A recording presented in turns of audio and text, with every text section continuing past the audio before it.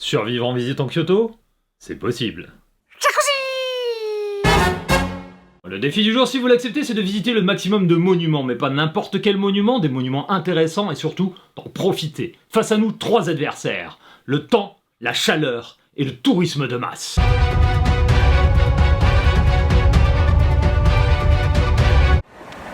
Alors voilà, l'astuce que absolument tout le monde connaît mais que personne ne pratique, c'est de venir ici très tôt le matin pour éviter l'afflux permanent de tourisme. Voilà, donc vous voyez pour l'instant il n'y a personne. Après on croise les doigts parce que si ça se trouve dans 10 mètres, on ne peut plus avancer.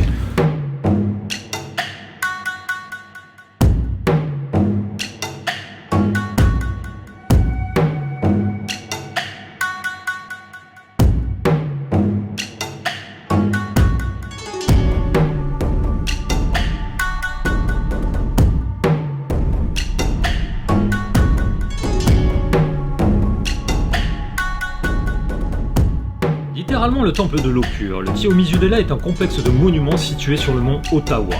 Il tire son nom d'une chute d'eau dont les 3 canaux, qui chacun charrie une vertu, plongent dans un même bassin. Quiconque boit cette eau, triplement béni. Donc là je m'apprête à aller goûter l'eau sacrée. Je ne sais pas du tout en fait le rituel qu'il faut faire, si c'est juste se laver les mains ou goûter, donc je vais regarder un peu. Les touristes, ils s'y connaissent certainement plus que moi. Je ne sais pas du tout, donc voilà la source, là où la chute d'eau, les 3 rivières en fait convergent et chutent devant nous. Alors ici il y a une sorte de dessin, on dirait 3-8 mais avec 3 boules, ce qui ne veut rien dire. Ici on prend une spatule géante, on va se la jouer pratique, on va prendre un peu de, c'est dur hein, un peu de santé, un peu de longévité et un peu de réussite dans les études, et on va s'asperger les mains comme cela, et dans le doute hein, on va récupérer de la force.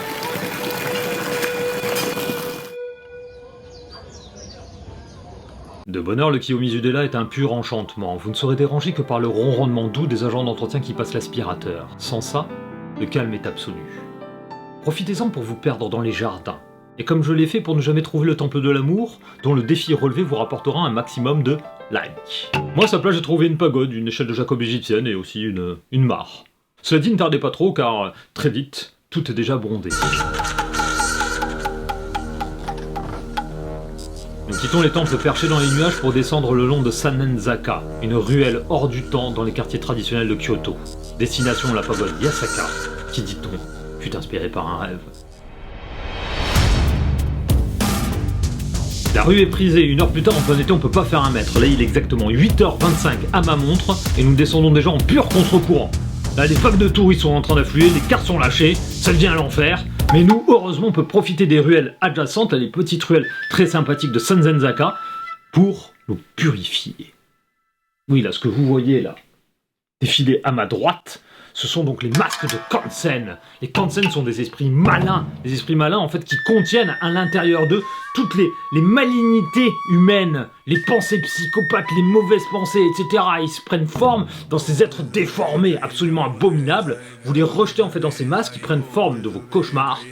Et là, matérialisés, ils peuvent traumatiser les autres, et plus vous. Temple consacré au dieu Koshin et aux 3 singes de la sagesse, les boules de couleur que vous voyez ici sont en fait des talismans. Inscrivez votre vœu par-dessus et pensez à vos désirs. Méditez sur vos désirs, l'un d'entre eux disparaîtra et votre vœu sera exaucé. Ni vu ni connu ni entendu, un peu comme la censure sur YouTube. Avant de quitter le quartier, nous allons visiter un dernier temple qui n'est pas des moindres, le Yasui Kompilagu, qui je suis sûr va beaucoup vous intéresser. En effet, il a cette particularité de ban une personne qu'on ne veut plus voir. Un red flag, un mauvais commentaire, hop, il quitte l'aventure et dégage. Voici comment procéder si nous prenons ce petit bout de papier, donc cette fortune sacrée bénie par les moines du temple, ce petit feutre à l'encre mystique, et dessus nous inscrivons le nom de la personne que nous voulons voir quitter nos vies. Voilà. Donc au hasard...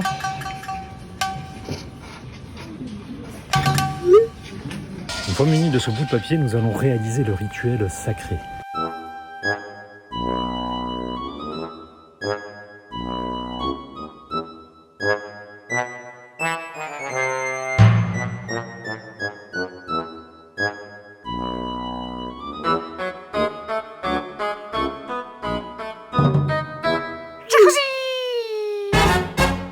La matinée file, le soleil tape, la température augmente. Petit arrêt combini pour découvrir le summum du goût et de la fraîcheur, mon petit coup de cœur du voyage.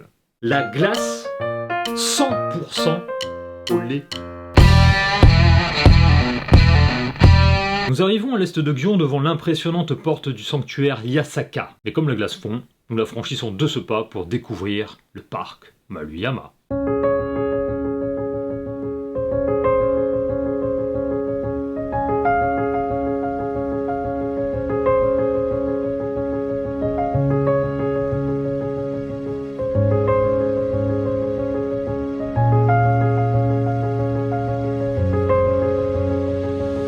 Je m'introduis à l'intérieur même de la forêt.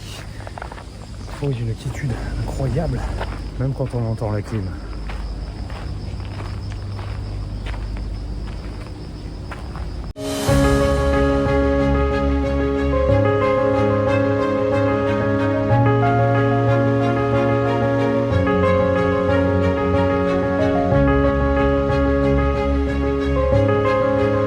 C'est là où on regrette de ne pas connaître du tout ce que c'est en fait toutes ces traditions, ce que c'est cette histoire, l'histoire du bouddhisme, l'histoire fondamentale d'un Japon autre que le shintoïsme. Je pourrais vous faire un joli cours d'histoire, mais bon, à la place de ça, eh ben, admirez, c'est tellement beau.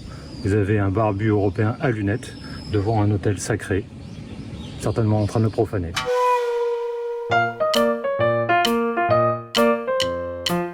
Deuxième partie de la journée, pour la première fois, nous changeons véritablement de zone et prenons le bus. À l'intérieur, une petite affiche nous met en garde contre les incivilités touristiques susceptibles de gâcher la vie des locaux et de ruiner votre voyage. Ainsi de là, je vous apprendrai qu'il ne faut pas manger de Twix et que le rap, c'est pas de la musique.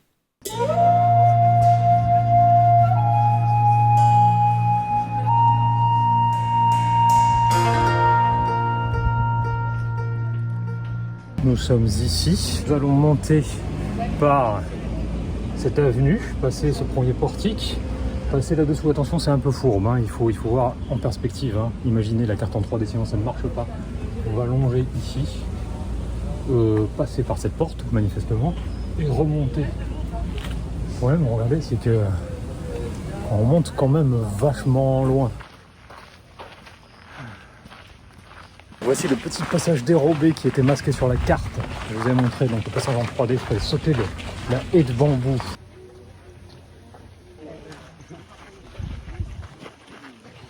Alors il n'y avait qu'une plage à l'origine, hein. La forêt a poussé autour, donc ils ont gardé la plage en fait pour pouvoir nous rappeler en fait qu'au départ tout venait de la mer et puis les arbres ont poussé. Les buggy sont passés comme vous le voyez par rapport aux rayures. On a construit un temple et puis c'est devenu sacré. Maintenant on gagne plein de pépettes avec les Français youtubeurs.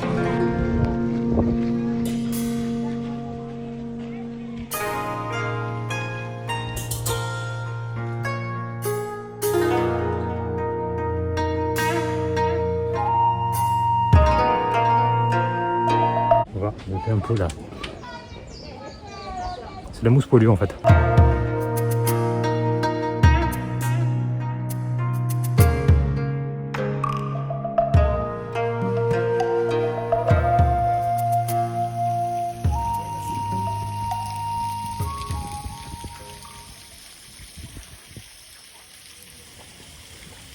Et oui, spectateur à l'œil averti, toi aussi tu as remarqué le ninja caché en agent d'entretien dans le fond.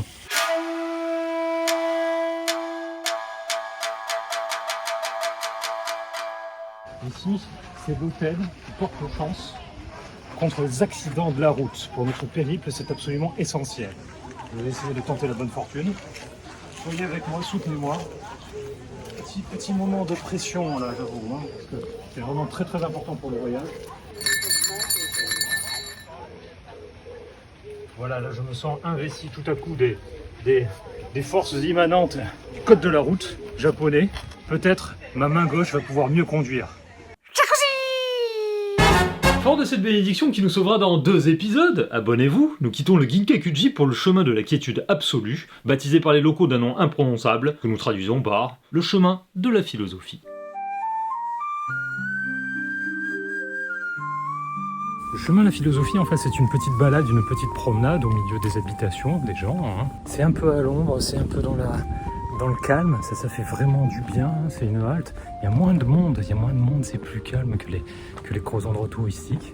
C'est vrai que c'est agréable en fait, et je comprends en fait la balade, certainement du vieux papy qui tous les matins va chercher son pain au sommet du mont Daikoku, lui discuter de la valeur des croissants et tout d'un coup découvrir avec illumination le sens de la vie. Faut-il du beurre, de la confiture, du beurre salé, du beurre sucré, du chocolat, pas de chocolat. Je pense que réellement c'est ici que toutes les questions existentielles peuvent se poser. Peut-être trouverons-nous, nous également, l'illumination et à défaut, une bonne baguette de pain.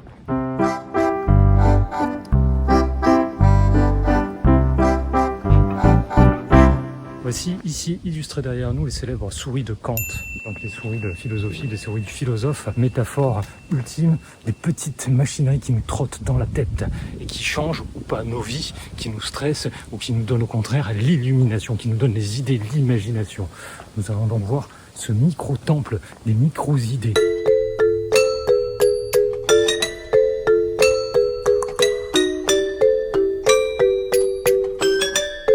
L'hôtel du Renard en fait symbolise la prospérité en affaires. Donc là ça vaut le coup ici de mettre ta petite pièce pour gagner énormément. Ça c'est le son de l'argent qui tombe. Et juste à côté, attention ne vous trompez pas, hein, la petite marmotte qui bouffe des fourmis, c'est le temple de la fertilité pour une bonne grossesse. Alors là le cobra, je suppose que c'est l'avortement après divorce.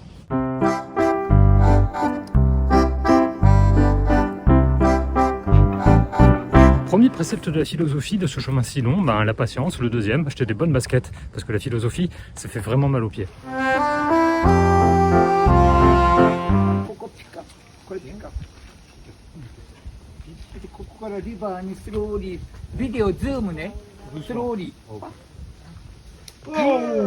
Perfect, you life, happy life, good luck.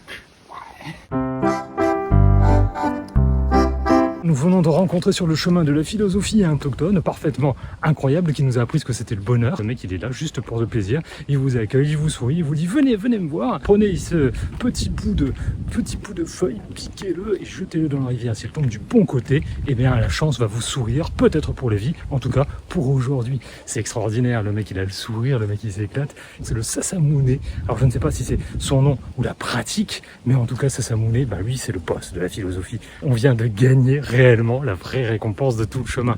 Je suis très content qu'on ait un peu forcé, qu'on ait un peu mal aux pieds, mais alors là tout le bonheur arrive. Mais c'est incroyable. Le mec il nous attendait vraiment au bout du chemin. La félicité nous accompagne et une pause s'impose. Un peu caché à l'écart, Leikando nous enveloppe dans son écrin de tranquillité. Un moment magique, suspendu, et qui pourtant a bien failli m'achever.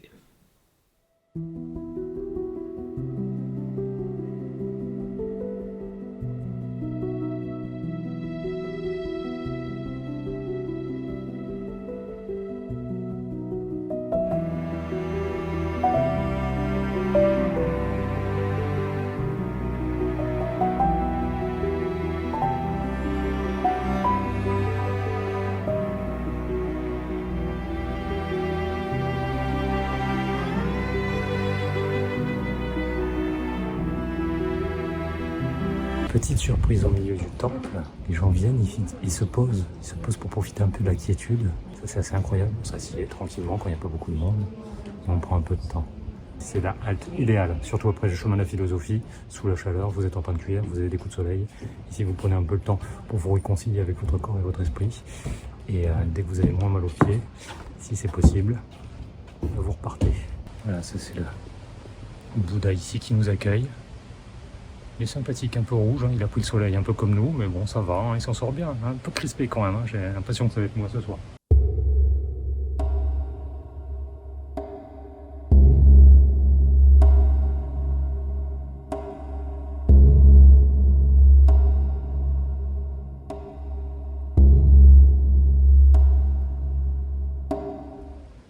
Je crois que je me suis perdu.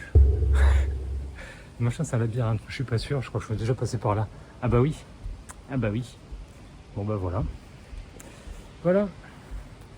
Retour à la case départ avec mon ami tout éclaté par le soleil. Je sais pas comment on sort.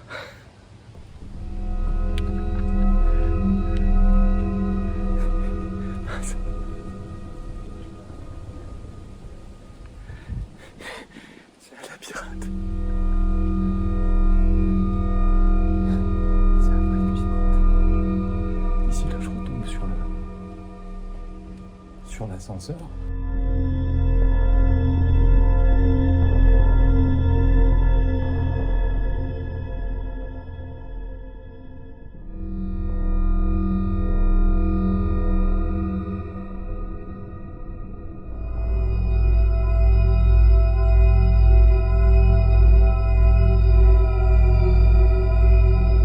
Comment on fait pour sortir?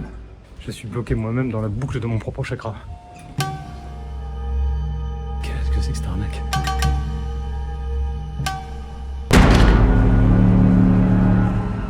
Bon, on vient de croiser pour la 3e reprise le Bouddha écrevisse. Je sais pas si c'est un signe qu'il faut que je m'achète de la crème, mais j'ai vraiment l'impression que là je suis totalement cuit. Ici vous voyez là toutes les âmes des défunts marcher vers le recyclage bouddhiste ultime. Voilà, ils vont passer une sorte de machine à laver essoreuse pour retrouver une vie différente, aller se réincarner certainement, bon bah en renard, en lapin, en écureuil, en tout ce que vous voulez. Moi ici en européen, je vais me glisser par-dessous. On va essayer de tromper la boucle du karma une bonne fois pour toutes. Incroyable ce qui se passe.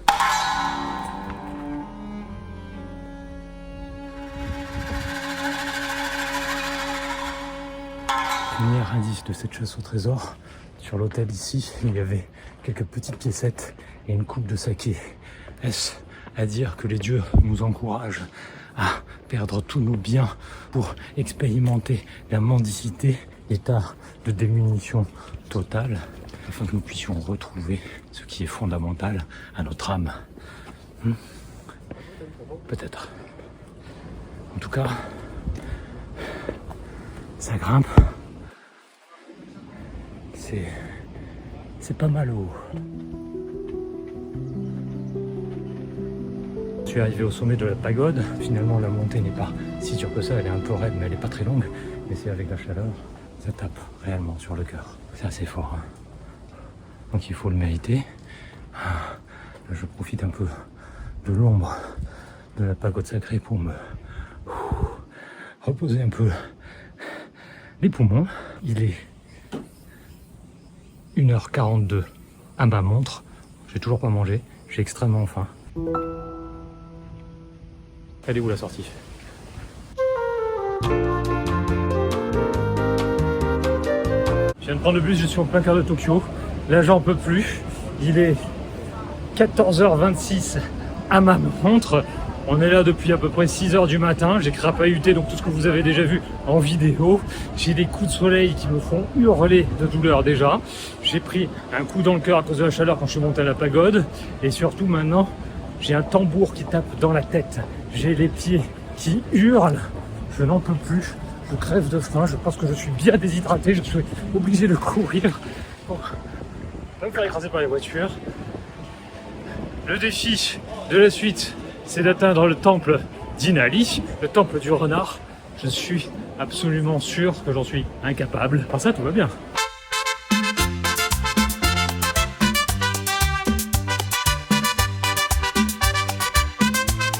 Pour le dessert, en plus, je suis passé devant des cookies qui sont très réputés, les Ben's Cookies. Apparemment, c'est excellent. Et regardez, c'est tellement des beaux cookies que tu en prends deux, ils sont emballés séparément. J'ai pris white chocolat cranberry et white chocolat tout court. Je suis trop content. Non, c'est des cookies mous. Ah, c'est bon parce que c'est pas sucré. C'est vraiment très très bon. Dernière destination, le second titan de Kyoto, l'incontournable sanctuaire d'Inali et ses 32 000 torii. Vous l'aurez compris, l'astuce, c'est de venir ici en fin d'après-midi. La colline entière est dédiée à la déesse de la prospérité, la déesse du riz, la déesse renarde, qui est également la déesse du commerce. C'est LE fief d'Inali. Et oui, on peut pas faire plus prospère qu'ici, alors tu l'auras compris, c'est le moment de t'abonner.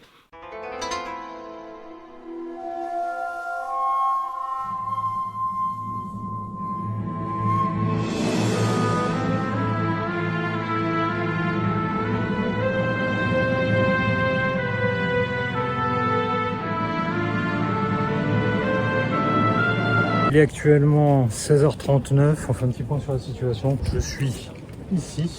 Le but c'est de monter et de parcourir donc tous les arches torii un par un, il y en a des milliers, jusque là-haut. Là, ce que vous voyez jusqu'au WC là-bas, parce qu'il n'y a pas de WC avant et donc on a fortement besoin.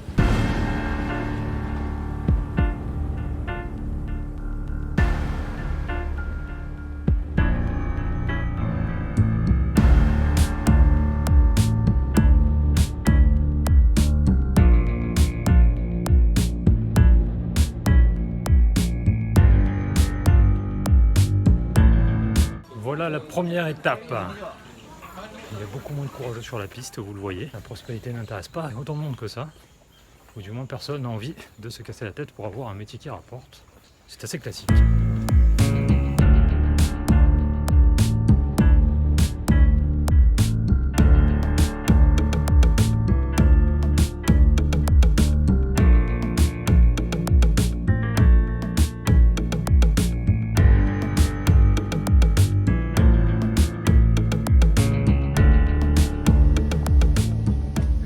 Je vois pas mon écran donc j'espère que il filme bien.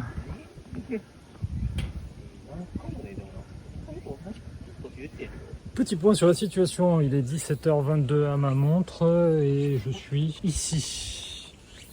Voilà, ici un peu dans ce no man's land tout blanc. Et il faut continuer, donc on a fait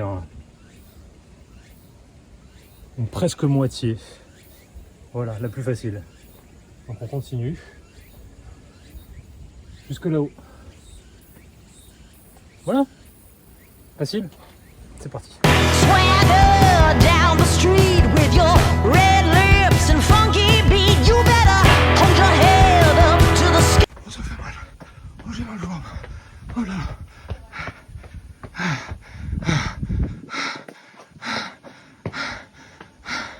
I'm gonna roll with you till the day I die.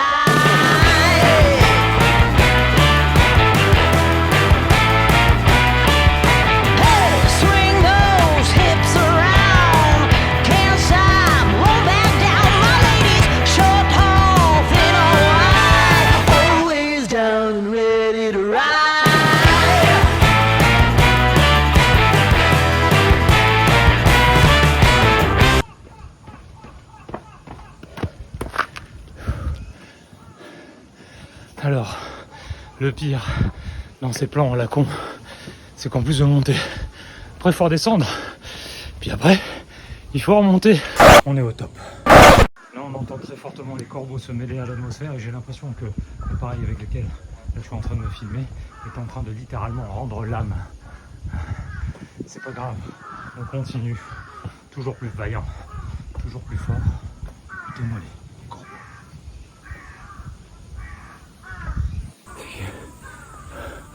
Il est chaud.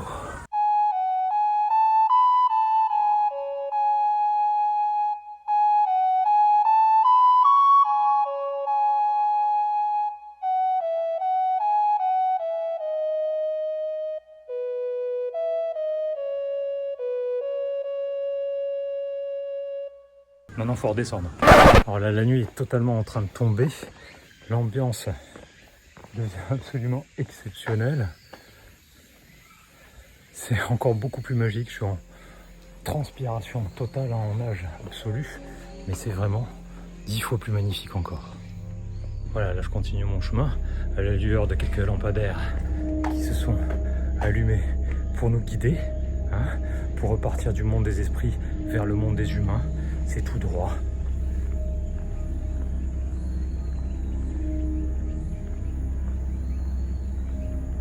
Voilà l'ambiance quand même, hein, ça le fait quoi. C'est dingue de dingue.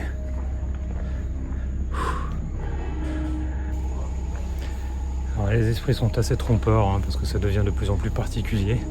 Il y a plein de chemins différents. Ici il y a écrit exit station, mais tout à l'heure il y avait écrit exit aussi à gauche. Et après quand même une flèche à droite, donc en fait je ne sais pas du tout qui croire. Je pense qu'encore une fois, les dieux japonais se jouent de nous.